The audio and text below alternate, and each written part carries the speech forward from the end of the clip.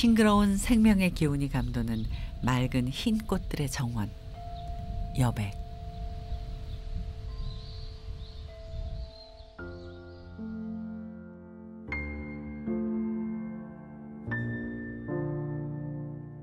그 꽃처럼 맑은 사람들을 위한 책의 집이기도 합니다. 이곳의 주인은 평생 글을 써온 사람입니다.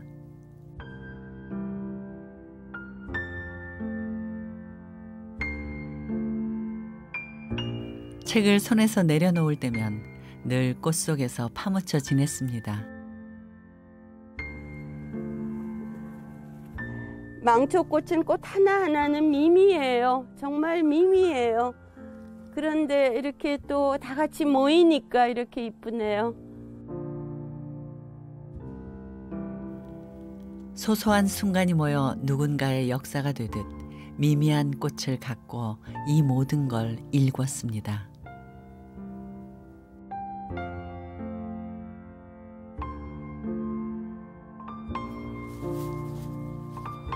일을 하다가 숨을 고르는 곳이고 무엇보다 제 글을 쓰는 곳입니다. 72. 그녀의 정원에서 잠시 걸음을 멈추고 흘러가는 계절을 바라봅니다.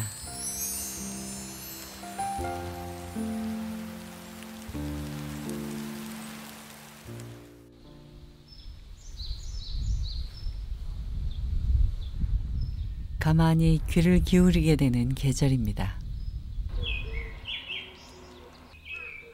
새들의 목청이 나날이 우렁차지는 봄. 고요했던 여백서원에도 할 일이 쌓여가는 시기죠.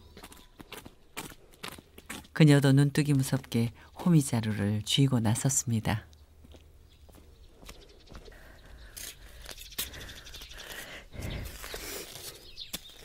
마침내 겨울과 헤어졌음을 알리는 꽃. 그녀가 가꾸는 정원의 봄은 수선화로 시작됩니다. 작년 가을에 200포기쯤 심었는데 지금 한 3배 가까이 불어난 것 같아요. 이 수선화를 보는 순간 무더기로 서올 수밖에 없었습니다.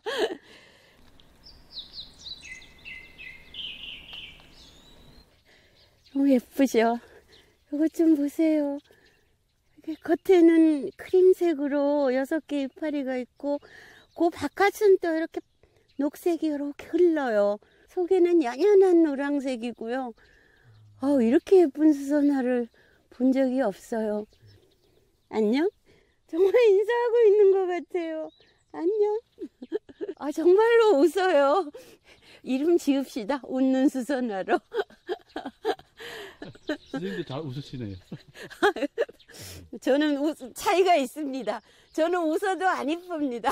꽃은 예쁩니다. 웃어도 너무 예쁜 그녀. 말없는 꽃과 계절의 안부를 주고받는 그녀. 안녕, 안녕, 안녕. 어린아이의 미소를 간직한 72살의 전영애 씨입니다. 떨림이죠. 뭔가를 보고 마음이 벅차오르고 떨리고 이런 것이 없으면 다 산 겁니다. 날 불문하고.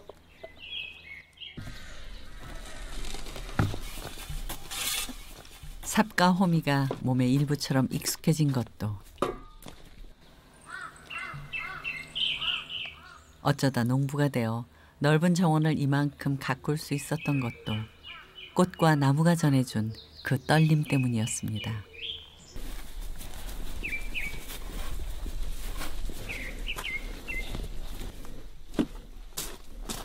정원을 가꾼 지 10여 년.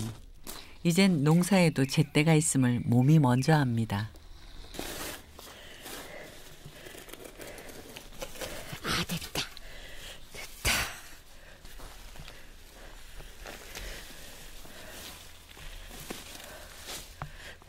노란 벚꽃이 필 때는 정말 예쁩니다. 전부 하나씩 심었는데 이렇게 잘 자라서 너무 고마워요. 자연은 정말 정직해요. 심은 그대로예요. 오늘처럼 봄비가 내리는 날이면 땅이 보슬보슬해져서 일하기가 조금은 더 수월합니다.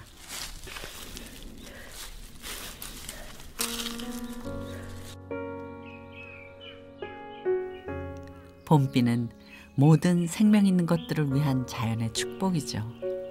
덕분에 영애 씨도 나만의 쉼터에서 한숨 돌립니다.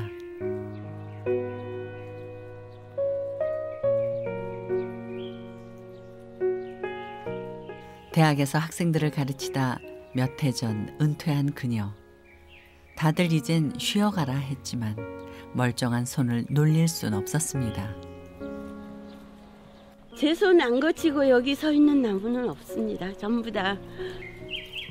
여기는 제가 나무고아원이라고 늘 얘기를 하거든요. 학교에서 못 자랄 곳에서 자란 나무들을 구출을 했는데 구출 1호 느티나무예요. 요만한 거요. 뚜껑 열린 하수구였어요. 서울대 도서관 앞에 있는 겁니다. 근데 그게 어떻게 거기서 자라겠어요. 그래서 얼른 구출을 해다 심은 거죠.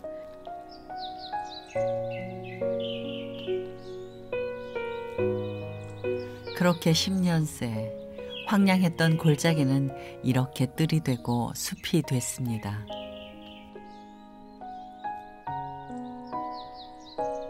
맨손으로 강산도 바꾸는 그녀는 집안에도 숲을 불러들였습니다. 책들의 숲입니다.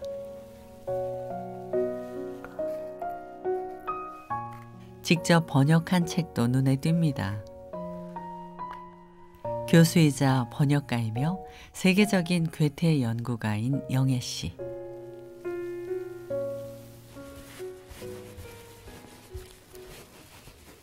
지금껏 읽은 수만 권의 책들을 이곳에 모아놓았습니다.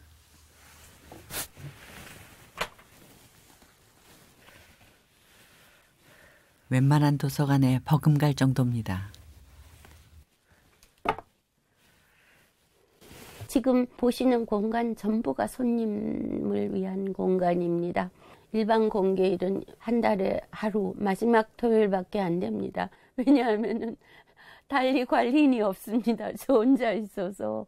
와서 숨도 돌리고 글도 좀 쓸 수 있고 자기 자신도 좀 돌아보는 이런 공간을 마련해주고 싶었습니다. 예.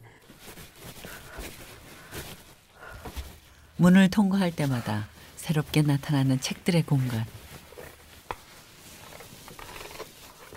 이곳은 그녀가 평생을 바쳐 연구해온 세계적인 독일의 대문호 괴테의 책들이 보관되어 있는 방입니다. 세기의 판본으로 불리는 이런 고서도 있습니다. 1854년 출판된 괴테의 명작 파우스트. 독일의 어떤 분이 자녀들을 안 물려주시고 저에게 물려주셨습니다. 근대 문학의 최고봉으로 꼽히는 파우스트가 또 하나 놀라운 건 괴테가 무려 60년에 걸쳐 썼다는 것. 동문학을 전공한 영애 씨는 이 책으로 파우스트를 처음 접했습니다.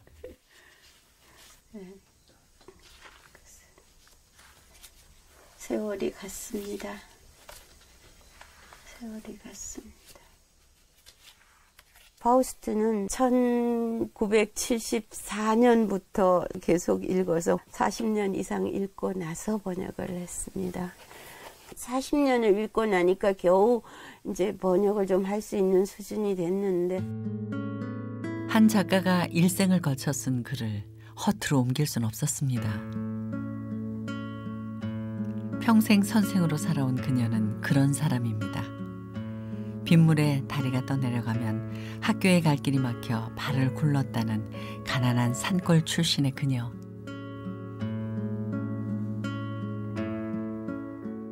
어렵사리 공부한 끝에 세계적인 괴테 연구가가 되어 큰 상을 받기도 했습니다.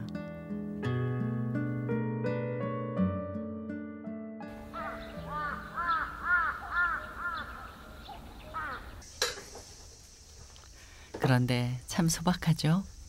노학자의 일상은 특별할 게 없습니다.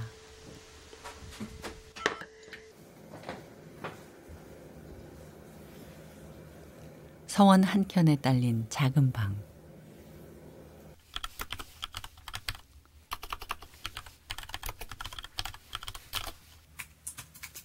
그녀가 번역 일을 하고 잠을 자는 공간입니다. 전기 매트와 이불 한 채, 그리고 옷까지 몇 벌. 그녀의 개인 짐은 이것뿐입니다.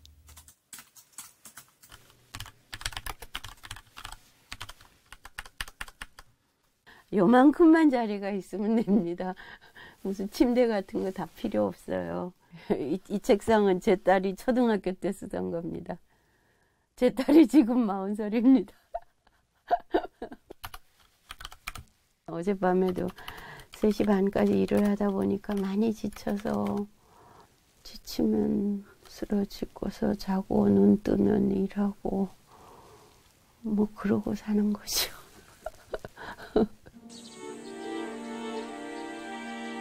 일은 둘의 그녀에게 점점 더 소중해지는 건 찰나 같은 시간.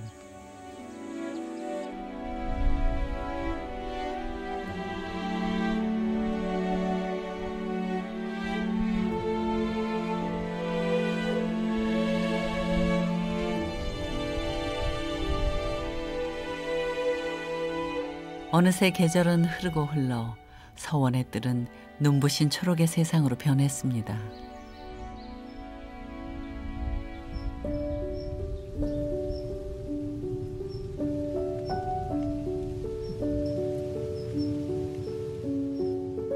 하수구에서 구출해온 나무들도, 봄비 오는 날 하나씩 옮겨 심은 꽃들도 기특하게 피어주었습니다.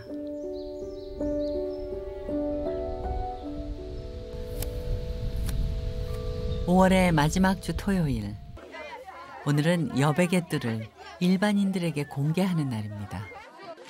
안녕하세요. 어서오세요. 어서오세요. 큰일입니다. 아유, 너무 예뻐요, 아이들. 봄 소풍 삼아 벌써 4년째 찾아오고 있다는 반가운 손님들. 집주인은 손님 맞이에 몸이 바쁜데 아이들은 제 집 앞마당 마냥 잔뜩 신이 났습니다. 됐다. 와, 영광입니다. 와.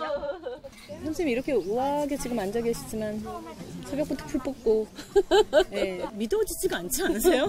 저는 믿을 수가 없어요. 저는 이제 우리 시대의 어른이라고 생각하는데 이렇게 잘 살아오신 어른이 이렇게 함께 있다는 거, 이렇게 계시다는 거 정말 저희한테 큰 복이라고 생각하고, 이런 모습을 상상하며 줄곧 정원을 갖고 왔습니다.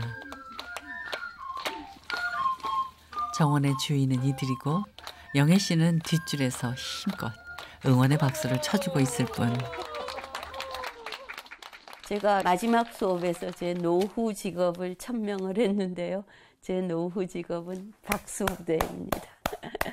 정말 많은 젊은이들을 만나면서 살아왔기 때문에 그 좋은 젊은이들이 사회에 나가서 마모돼서 망가지지 않고 좀 그대로 가고 가끔씩 숨 돌리고 견실하게 그 자리를 지키고 그런 사람들이 조금 많아져야 되지 않겠나. 흙도 밟고 꽃과 나무도 마주하며 마음의 뜰에 여백 하나 만들어가길 바랐던 겁니다.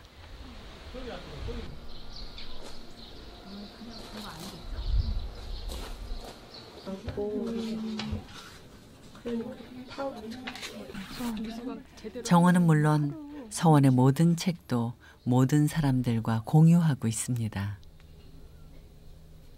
오랜만에 누려보는 여유로운 시간입니다. 책으로 가득 찬 그런 보물창고인 것 같습니다. 황홀해요. 그 손때 묻은 오래된 책들을 여기서 책꽂이에서 이렇게 뽑으면서 읽는 그 풍미라고 해야 되나? 그런 정취가 너무너무 막 마음을 좀 평안하게 하는 것 같기도 하고. 나이 들수록 높아지고 넓어지고 깊어지고까지는 이해를 하게 됩니다. 건물 곳곳에는 영애 씨 부모님의 흔적이 가득합니다. 여백이란 이름도 선친의 호에서 따왔습니다. 예를 들면 죽기 닷새 전에 굉장히 강직하시고 맑으셔서 친구들이 호를 여백 흰빛과 같은 사람이다. 새로워져요. 정말 이 경지를 지극히 문의는 서원을 짓게 된 계기는 부모님의 영향이 컸습니다. 규방가사입니다. 영남의 규방가사인데 제 어머니가 필사하시고 내 할머니가 지으신 글인데 어머니는 학교 문턱에도 못 가셨어요. 16살 어린 나이에 이 글 품에 안고 시집온 어머니.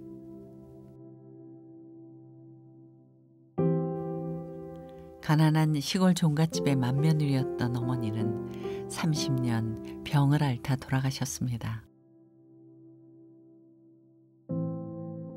그 고단한 세월을 견뎌낸 힘은 무엇이었을까요?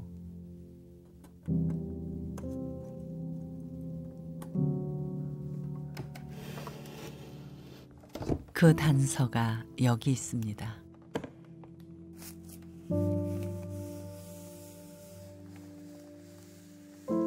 어머니가 직접 필사했다는 글.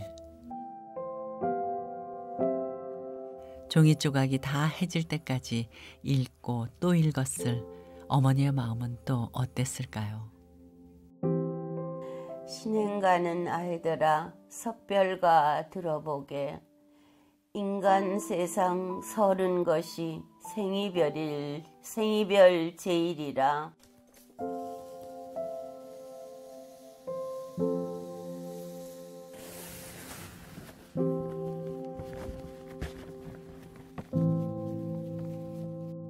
부모님 그리울 때마다 읽으셨겠죠.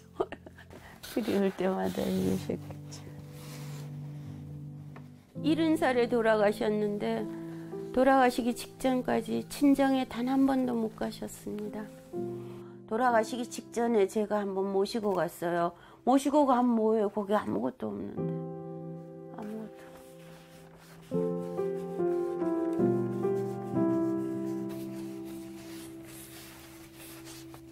글 배워 책 읽는 사람답게 늘 바르게 살라던 어머니. 그래서 딸은 힘들다 투정 않고 어머니의 목까지 살고자 애써왔습니다.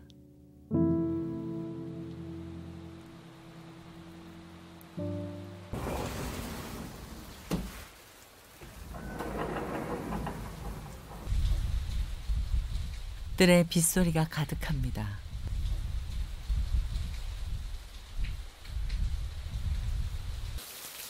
문 너머 가장 잘 보이는 곳에 영애 씨는 부모님을 생각하며 오래전 나무를 심었습니다. 어머니 생각하면서 심은 나무인데 요만한 거 사다 심었거든요.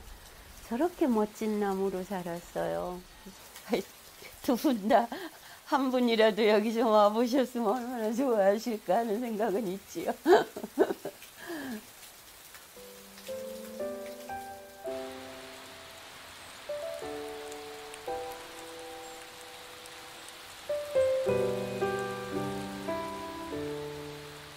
아버지가 좋아하시던 석등 옆에 꽃 한 송이가 피었습니다. 문득 먼 길 떠난 부모님이 그녀는 그리워집니다. 정말 제 뜻을 언제나 존중하셨고 어머니 생각을 하면은 그 극진했던 사랑을 생각을 하면은 도저히 거기에 배반할 수는 없어요. 파우스트에도 나오는 귀절입니다. 사람을 마지막 실족에서 물러서게 하는 것. 이 마지막 걸음을 못 내디디게 뒤로 불러들이는 것. 이게 유년 시절의 사랑의 기억이거든요. 애들 많이 사랑해줘야 됩니다. 어렸을 때 받았던 그 절대적인 사랑은 어디 가지 않거든요. 그게 몸에 남아있어서 그 힘으로 사는 것 같아요. 놀기만 하기엔 너무 늙었고 꿈을 포기하기엔 스스로 너무 젊게 느껴졌다는 영애 씨.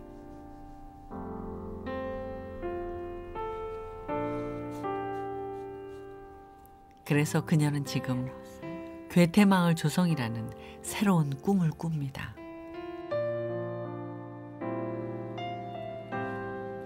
괴테하우스에 또 들어갈 건데요. 괴테의 글입니다. 부모가 자녀에게 주어야 할 두 가지.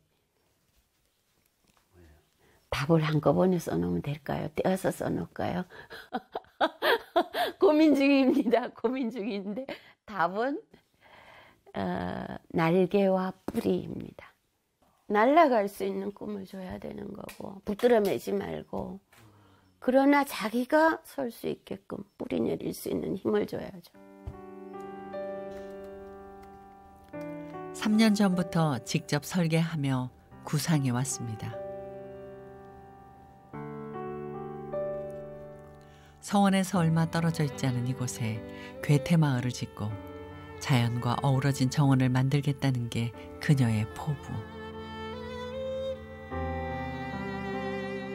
그녀와 뜻을 함께 모은 사람들의 도움이 컸습니다.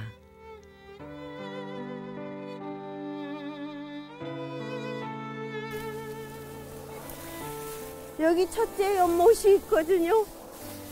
와.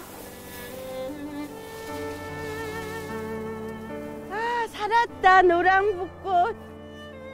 노랑붓꽃 심은 거 살았어요.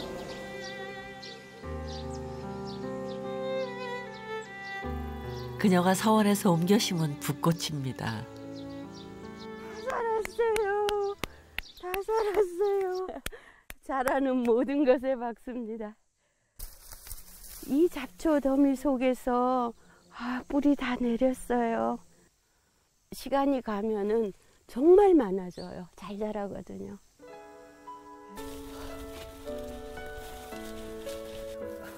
사실 황무지에 꽃 한 송이를 피우겠다는 일념으로 지난 봄부터 무던히 땀을 흘렸습니다.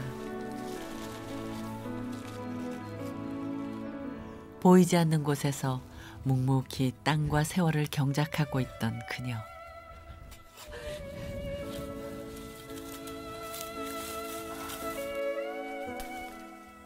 이곳 또한 마음이 허기진 사람들을 위해 나눠 쓸 계획입니다. 텐트 같은 책 오두막을 좀 지었으면 해요. 그리고 여기 나중에 작은 탑을 세워서 별 보는 탑입니다.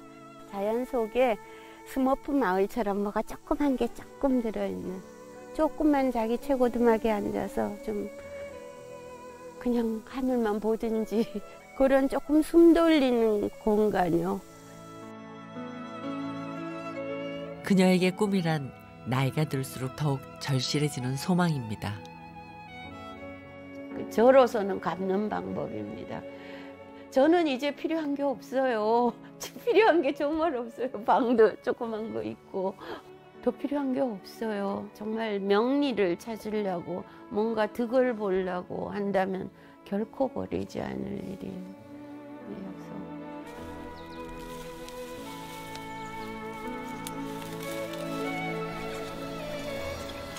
여주에서 소떼 작가로 활동하는 김계룡 씨. 작가 생활 15년 만에 이곳에서 생애 첫 전시회를 하게 됐습니다.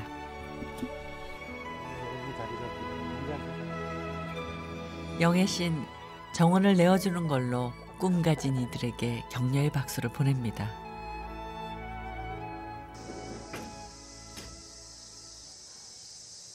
아이고, 와, 쿠션한 길 좋습니다. 집에서도 여전히 박수를 치는 그녀. 금방 깨서 그럴 만한 이유가 있었습니다. 잘 잤어요. 어린 손주의 미소에 녹아내리지 않을 할머니가 어디 있을까요? 안녕, 잘 잤어요?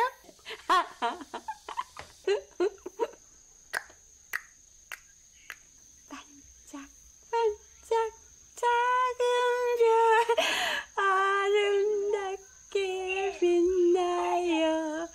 비아니처럼 예뻐요. 괴테의 글입니다. 리벤 벨레프트. 사랑이 살린다. 그러니까 81세예요. 죽기 2년 전이죠. 그러니까 노년의 지혜가 응축된 거예요. 이 짧은 글이. 사랑은 그냥 인간이 생각한 최고의 것에다 붙인 이름이지 사랑을 정의할 수가 없을 것 같아요.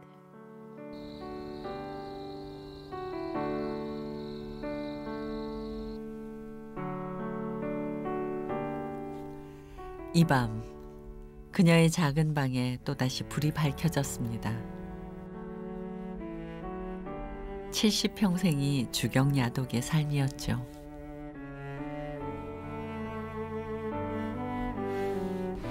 요즘은 괴테 전집을 번역 중입니다. 마음속의 번뇌가 일 때 문학은 그녀 스스로를 위로해주는 좋은 벗이었습니다. 문학을 읽는다는 것은 누군가의 옆에 그냥 가서 가만히 서는 일인 것 같아요. 그 마음을 알아주는 것이죠. 저 사람이 어디가 아프겠다 이걸 안다는 것은 어마어마한 감쌈이에요.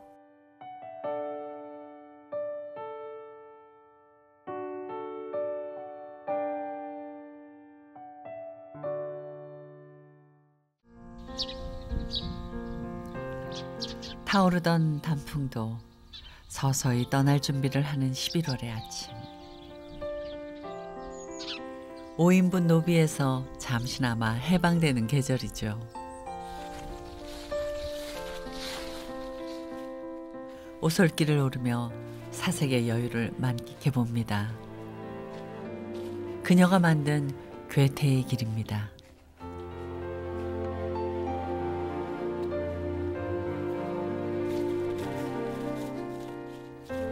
괴테가 인생 노년에 남긴 지혜의 말들을 새겨놓았습니다.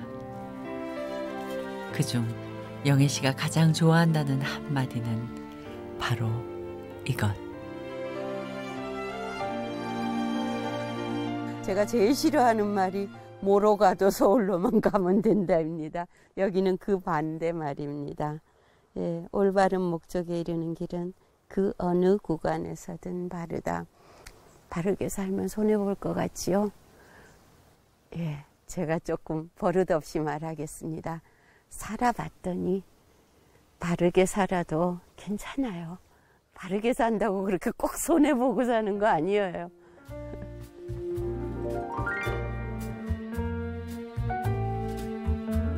오늘을 열심히 살면 언젠가는 바르게 뿌리를 내릴 거고, 잠시 방황을 하더라도 갈 곳이 분명하면 끝내 꿈에 가 닿을 겁니다.